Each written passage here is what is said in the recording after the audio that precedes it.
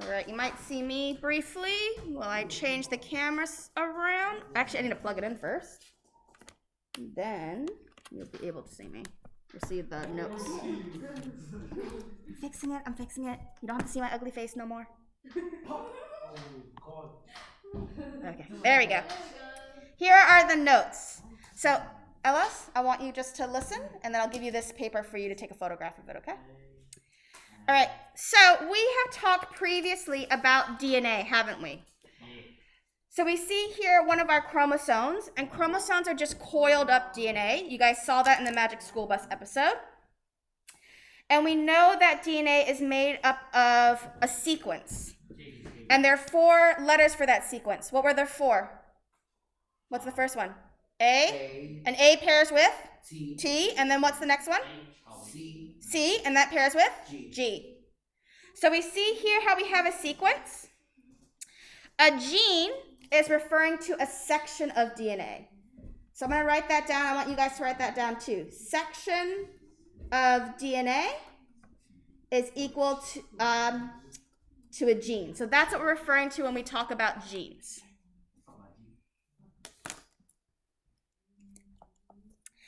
Now those genes code for a trait. So genes code for a trait. So for example, this trait here is eye color. So eye color is my trait. Are we okay with that so far? Yeah. All right. What we then have are things called alleles. So alleles are just different versions of the gene. Let me pull that out a little bit further so you guys can see the whole notes. So if I'm looking at this sequence, this is the original version. So we see the original version up here. And then if I go to the second version, what has happened? They changed the sequence. I changed the sequence, and I just changed the sequence right there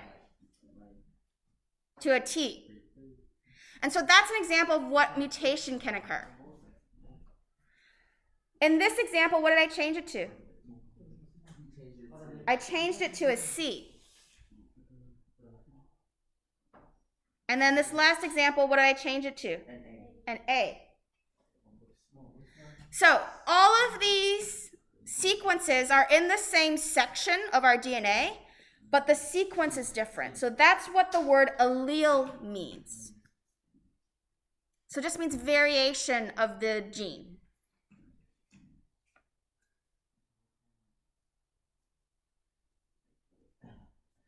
So allele equals variation of the gene.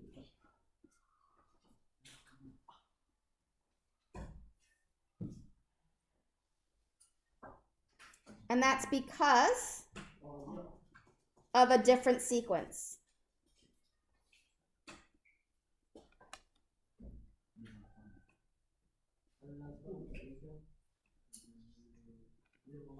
So if I have those changes, you see how the original is brown eyes. I have a mutation that makes a new allele. And now I have a new trait, or new type of trait, which is green eyes. If that mutates and becomes a C, I could then form black eyes.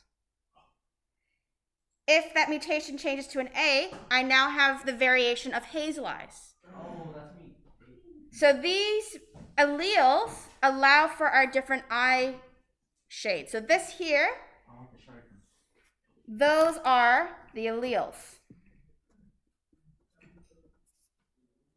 So gene states for my trait color, allele state for the actual color of the eyes. I'm just going to move this over here so you guys can see the whole thing. And I'm going to freeze the screen to give you guys a chance just to make sure you get all that written down.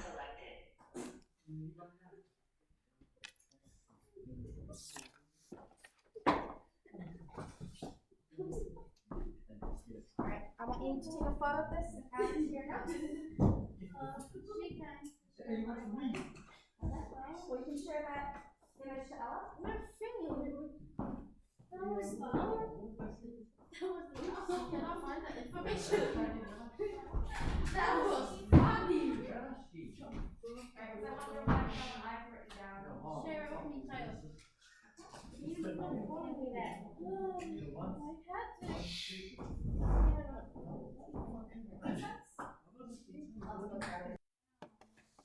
Okay,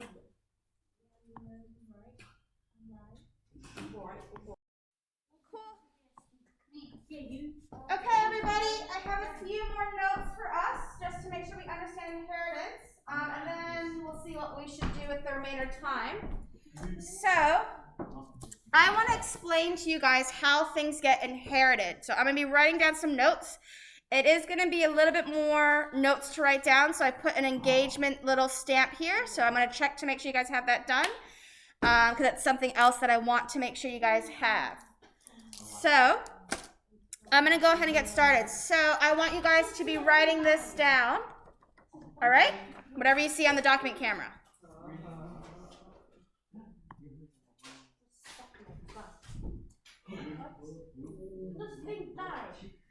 That's okay, it happens. All right. So, Ellis, I want you to listen, and then I'll let you take a photograph of the notes. All right, everybody else, you're going to make sure you copy this down into your notes, okay? So, what I want us to start off with when we're talking about how inheritance works is we're going to draw a window. So, basically, a 2x2 square.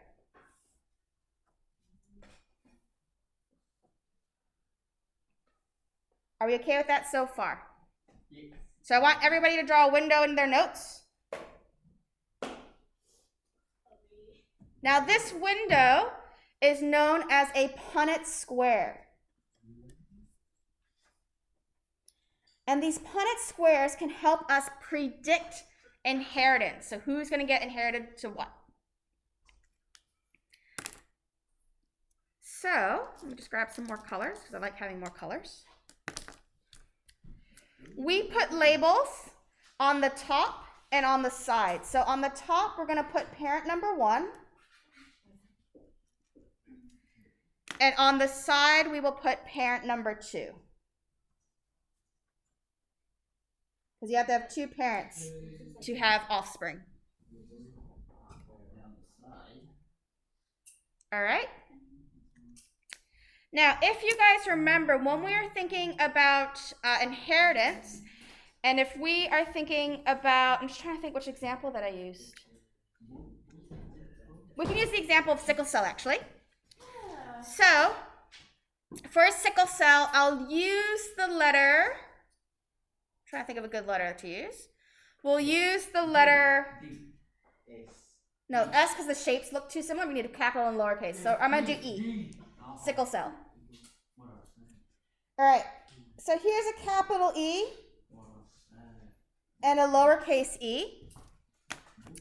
And here's another one with a capital E and a lowercase e.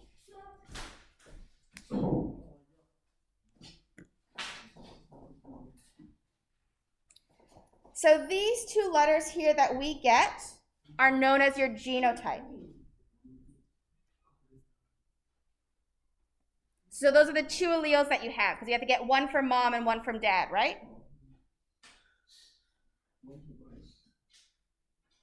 And same thing. This is parent number 2. They have 2 alleles as well.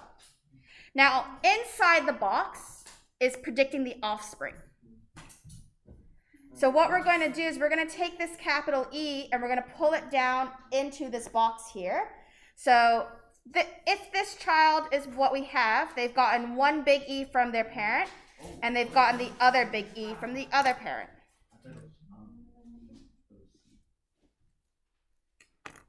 All right? This one over here is getting a little e from this parent and a big E from that parent. Now, personally, I like to write them in capital lowercase just to make it easy for me to see. But I'm just pulling the letter down and the letter across. So if I'm looking at this guy over here, I'm pulling the capital E down and then the lowercase e across this way. And then this corner here, we're taking that lowercase e and this lowercase e.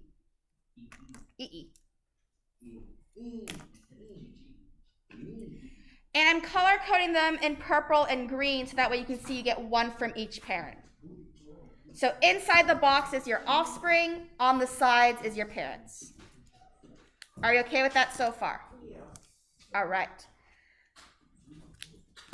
So I'm just going to do a little note that inside the box are the offspring.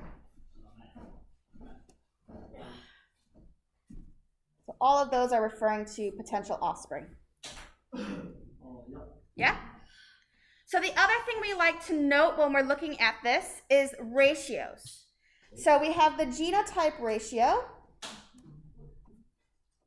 which is talking about what alleles does each person have. So I see, how many do I have with 2 uppercase E's? You got one. Do I have 1, 2, 3, 4? Just the 1. Oh, come back. Screen? There we go. Just the 1 with the 2 capital E's. So I go 1, big E, big E. Then I do a dot. How many, or 2 dots actually, for my ratio. How many have a big E and a lowercase e? 2. How many have little e, little e? 1 again. Oops, I forgot to write the 2 there. So those are my genotype ratios. 1 EE.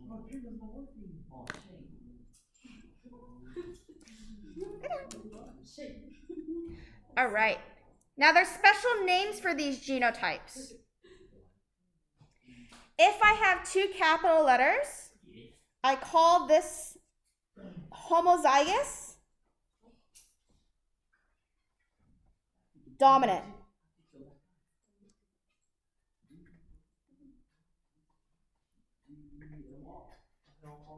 So, have you ever seen the word, the prefix for homo before? Yes. Given. Where? Homo. So like homosexual. Yes. So they like the same sex. Same. Yeah. So homogeneous means same. So I have 2 dominant alleles. So if I have 2 of these small e's, we call that homozygous again. Is that an I or Y? Where? Y, G, A, something S. G. A, Where? Y, Homozygous, dominant. Homozygous, recessive. I or like you need a sequence of last letter? That's a Y. Y, G, O, U, S. Oh, it's a U. I said fuck all. And what do you think this middle one might be called? What do you call when you're attracted to the opposite sex? Straight? What's the word for it? Like, starts with an H. Heterosexual. So heterozygous. What's the last one? Nice. Oh, bird flew in. Oh no!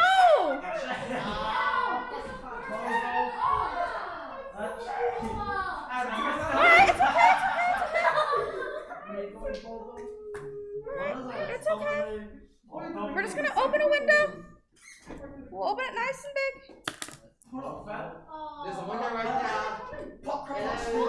That was bird. There's a window right there. You can't run up the south.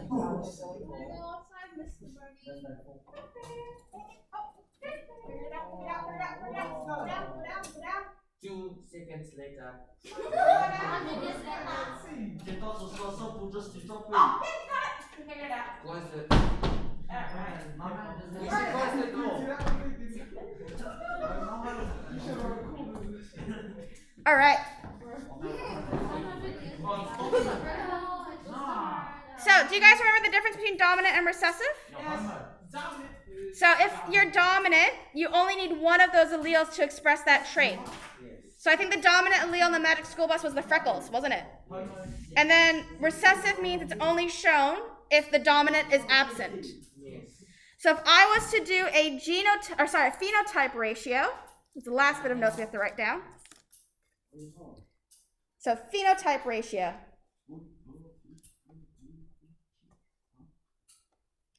So both these two, the homozygous dominant and heterozygous, are going to have what Trait is going to be the dominant trait. So for example, normal cells. So how many would have normal cells as a phenotype? 2. 2 from over here, and then 1 more from the homozygous dominant, so 3 total. How many would have the sickle cell trait, the recessive trait? Just the 1 over there.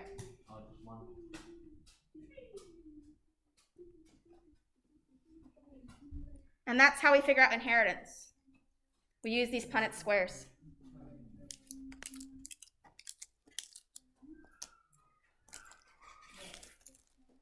Right, I am mindful of the time, and I also want to walk through to make sure you guys are writing down your notes.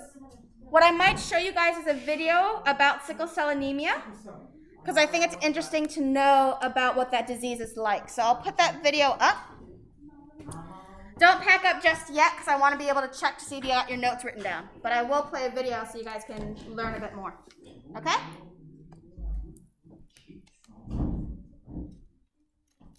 Once I find my headphone plug. There it is.